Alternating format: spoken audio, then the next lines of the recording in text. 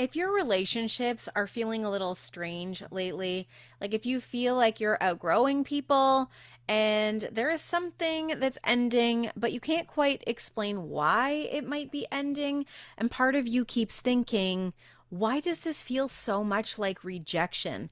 This video, my friends, is going to explain exactly what's happening in your body, not psychologically, not spiritually, but physically, in your physical body. What you are feeling isn't a level of weakness, it's actually biology. So while I'm recording this, I am in my seaside studio. The fire is going. I have some beautiful ocean water boiling down to make Atlantic sea salt so that I can use it in my detox baths because we're going into detox mode. All right, friends, I'm Tara Kindon. For those of you who are new, I work with women who have done all of the inner work. You've done everything. You've been to all of the things and all of the places. You know, you're very capable, you're super self-aware, and you are extremely intuitive, but sometimes you feel like you're kind of standing on the edge of a moment in life where everything starts to feel as though it's shifting and nothing fits the same way it used to fit. So today we're talking about something I continually see in my practice. So as I have clients coming in or I'm dealing with clients online or group programs, any of the stuff, this seems to be coming up more frequently. So it's like, I need to address this on a bigger scale. So this is relationship changes. This is the grief that comes from some of those relationship changes. It's about boundaries, and it's why it shows up in the body first. This is what I want to talk to you about because I think it's really important, where you can actually learn how to maybe trust the transitional phase, because the transitional phase is sort of like the in-between space, and it feels a little ethereal, like outside of your body. So we're trying to land some things here. And what most women do when a relationship starts to shift is they think about it. They analyze it, they journal about it, they talk about it for months, they talk to anyone who will listen about it, and they're trying to actually process through it through the mind, okay? But grief, my friends, does not live in the mind. It's like trying to solve heartbreak with your brain is like trying to mop the floor with a calculator. Wrong tool, right intention, wrong tool. Okay? The brain stores information and it's got drawers and drawers of it. It does not know how to release emotion. That's the heart. This, my friends, is, and I joke about this, but some people have this condition called CLSG. And my sister made this up. Maybe somebody else did, but she told me about it. It's where you can't let shit go. It's usually not because a person is super dramatic. It's just because they're trying to let their mind solve problems that are emotionally based. Think about the brain as a filing cabinet. Like everything that has ever happened to you goes into a drawer. Memories, arguments, rejection, any weird comment that was even said to you back in like 2007. It gets put in one of those drawers, stored in a filing cabinet. But here's the problem with that. There's no delete button on the brain. There's only storage, okay? So when you are processing mentally, you are just moving the file from one cabinet to another. Different drawer, same file. Okay, nothing is actually leaving the body, which is why you can understand something intellectually and still feel your heart being crushed by it because the body hasn't actually released it. So when we're looking at the body map, let's talk about, where does it actually go when something like this happens? When a relationship changes or it ends, there's a physical sequence. This is not metaphorical. This is a physical way in which an emotional experience lands in your body. It comes right down the center. So it hits your lungs, it hits your heart, it hits your stomach and intestines and the liver. And these are processing organs. They all have jobs. They are different jobs, but they do all have jobs. So when we're looking at the lungs are receiving and they're grieving, okay? This is where it hits first, always in the chest. You may get a tight breath, or a sighing. Pressure, sadness, that's grief. And the lungs are literally the organ of letting it go. So if you wake up at 4 a.m., and you can look this up, there's like a Chinese time clock map that tells you what organs are doing their work at different times through your sleep process. And 4 a.m. wake ups are lungs. That's grief leaving or being processed. We need to exhale. As we exhale, we're releasing. If you don't exhale fully, it doesn't get a chance to release. So thinking about that most of us will breathe to like here, well, we don't actually expand. We don't feel the ribs expand. We don't feel the lungs fully inflate. If you take yoga classes, they will tell you and teach you different breathing techniques. And exhaling fully and deeply helps you to process the things that are happening. That nice juicy exhale. And I have a friend who purrs. She goes, and it's actually very lovely. So maybe you want to take on Karen's purr. It's actually quite funny. Next is the heart. Okay, the heart is where we emotionally digest. So in the heart space is where we're processing the meaning. Well, what did this person mean to me? What am I actually losing in this relationship? And what part of me existed here? This is that emotional digestion phase. Cannot skip this. You don't heal, you just harden if you miss this particular phase. The next, we're going to go into the stomach. When you get like gut punch, that's, what I'm saying here. You feel this. They're tightly intertwined. Obviously, the stomach, the large intestines, small intestines, they work as a cohesive unit, and we want to pay attention to like, when are you getting, you feel that right in your guts, right in your stomach, however you want to interpret it, but it drops into the gut. So whatever you just processed or hardened, it goes to the gut next. Okay. And this is the part that nobody talks about, because the gut is identity. It's self-worth. It's your solar center. When you think about your solar plexus sitting just below the heart here, right under the diaphragm, almost like behind the diaphragm, if you're physically feeling into your body and where that lands, this is the place that the sun, the solar sun, sits, and it's just below the heart center, which I like to think about the equilibrium place, where if you were on a teeter-totter, the heart is in the middle, and it kind of allows us to move between the upper chakras and the lower chakras, or energy centers, whatever you want to call them. But there is this element of our power center and our solar sun where we shine our light out into the world. And if our self-worth is low, if we don't feel safe, that gut punch feeling is your nervous system asking you, am I safe? Am I still wanted here? If you're not pooping well, you're not eliminating well. And yes, emotional holding and physical holding are often connected. Constipation, bloating, stagnation, irritation, flares, rashes, inflammation. It's not random. The body clears physically the same way it clears emotionally, and things must move out. So now we go to the liver. The liver river, the river of the liver.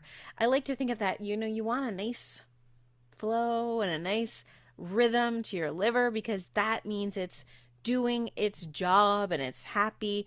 But if there's no movement, it's not detoxing properly. And that's what the liver's job is. It's to detox. The liver's like, this doesn't belong here anymore. Let's get rid of it. Anger can also be stored here. And you've heard me repetitively talk about the liver and anger. And if you're waking up between 1 and 3 a.m., that's liver time, friend. So that is liver. That's the time when your liver is meant to be filtering and moving those issues through your tissues so that you can process life more easily, more comfortably. Healthy anger is clarity. And there's a difference between healthy anger and not helpful anger, right? Like how you know the difference between the two is that when rage rises up, it's helping you to see something you couldn't see before, but instead of processing it, you suppress it. That's not healthy anger. If something comes up and it creates that, rageful feeling, maybe your face flushes and you you go scream in a pillow, or if you've ever been underwater and you scream underwater, that is so satisfying. That is a way that you're processing and releasing that anger, and that is helpful because through doing that clearing, it brings you clarity, and clarity is queen. We don't want to be rage filled. It's not about how much more we can take on. That's not setting healthy boundaries. We want to be able to be like, you feel this? Yep, no more. Nope, we got to excrete this thing. That's a healthy boundary. And that's the order, right? We want to feel it first, clear it second, heart first, liver second. This is the part that most people skip. This is the heart piece, okay? Because feeling grief feels very vulnerable, and vulnerability only comes with safety. So if you do not feel safe, it is very hard to let yourself feel vulnerable. So what we jump into when we don't feel safe is we say, I'm fine. I don't care. It's not a big deal. I'm done. Whatever. You skip the grieving process. But that grieving process does not disappear. It goes into the body. It can turn into things like the tight chest, the shallow breath, the liver congestion, the irritability, the inflammation, the resentment piece, heartburn. And as I say that, I can just feel that rising up. That's not personality, okay? That's unprocessed emotion sitting in your tissues. That's the body giving you a message, being like, hey, you might have forgot this part. You didn't do this piece. Importantly, looking at the bigger context. So let's go cosmic for a minute here. Let's pull in the astrology. Let's look at all of the magic of the cosmos, because we are basically cosmos in action, spiritual beings having a physical experience. In that gives us this opportunity to really express and learn and lead ourselves and see, what does this place have to offer us? And here's the interesting part. This whole process lines up exactly with what is happening right now astrologically. We have Saturn moving into Aries, and this is about growing up around the self. Aries is the I am. It's about self-trust and independence and truth. But directly opposite to Aries is Libra, and I haven't heard a whole lot of people talking about this. When we're looking at Libra, this is Venus ruled, and I'm going to get into the Venus and Mars piece, but this is about relationships. This is about attachment. This is about harmony. This is more than be independent. I don't know if it's aggression, but it's like a fierce feminine leadership, and women are coming up, and like the patriarchy is going down. And whilst I'm for the things, I'm also aware that there's going to be a lot of grief in this process. And part of my job is helping women to understand that we got to just hold up. We can set the boundary, but with setting the boundary is going to come some resistance potentially on the other side. And there's going to be a little bit of sadness or grief in you that kind of misses the nostalgia of certain relationships. I mean, some relationships, they just need to go, but some, there will be a little bit of that bubble up. And it's like, okay, well, what do we do with this so you don't take it forward with you for another 20 years? Because ain't nobody need that. Think about this Aries and this Libra opposition. There is a tension between the me and the we. And you can let that land. Think about Mars energy, wants to cut, sever, end, move forward, take action, be fierce. Then we have the Venusian energy, which is like, let's just be luscious. Let's really own our worth and our value and land in the beauty and the equality and the justice of things being in harmony. That's Venus. So they're very different, but we need both. We cannot just be in one and not the other.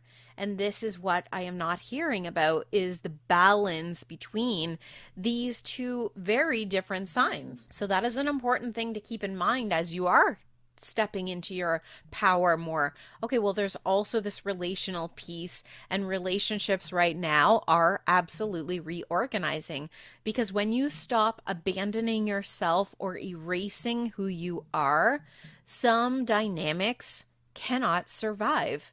That is not about rejection. That is alignment, but the body still has to grieve the ending of that experience, relationship, partnership, that's not always easy. So this is why we continue to talk about it. This whole purpose of this podcast, YouTube place for you to come and be involved is like, comment below. Let me, be in relationship with you. Let's talk about what's going on right now, because there's so much more than what we're seeing. Okay. And here's something practical I see consistently as well, is that grief tends to sit more on the left side, the left lung, the left heart, the left receiving side, the memory side. This is our past side, where the right side is about action orientation, movement, future. And so healing can look like this. The left side releases, where the right side wants to move it and process it. If you try to move too quickly, that's when things will feel forced and they will not feel aligned 100%. But if you have processed something, you will feel the sense of clarity. And remember, clarity is queen. We always want to go back to clarity. Do I feel clear? Do I still feel muddy? Am I really ready to make this decision? Because you don't need to make it overnight if you have time. I mean, there are certain situations where you won't have time and you've got to make a decision, but you have to trust yourself enough to be able to make that. This is part of why you're here. So this one tool that I find is a really nurturing and beautiful way. Remember, there's also this idea that the left side is the feminine side, our mother side, our nurturing side, ability to nurture ourselves. And then the opposite being true for the right side, masculine side, masculine energy, where we will ourselves into doing something or encourage ourselves to do something. It's where courage is stored in the body. Okay? So placing your as you lay on your left side, and the heart sits just slightly to the left. You can put your hand on your heart and a hand on your stomach. And see, other things like getting really comfortable with putting your hands on your body and noticing, like, how do I feel when I do this? Do I feel uncomfortable when I touch my stomach? Oh, maybe I feel rolls or whatever. And you start going into this whole head spin about what's wrong with your body instead of what's right with it. And that doesn't get shifted overnight, but it is something to just be in awareness around. What if I can touch my body in a more loving manner that allows me to feel just this warmth and safety and nourishment, like gentleness? So with a hand on a heart, hand on stomach, whatever you choose, you're slowly inhaling. It's almost like a gentle rocking you can give yourself. Almost like a rocking fetal position, nurturing position, and just like, a gentle rocking in bed. The long exhales after a very slow inhale, just audible, just will allow you to relax even more. And this may feel absolutely weird and uncomfortable, and that, my friends, is totally normal.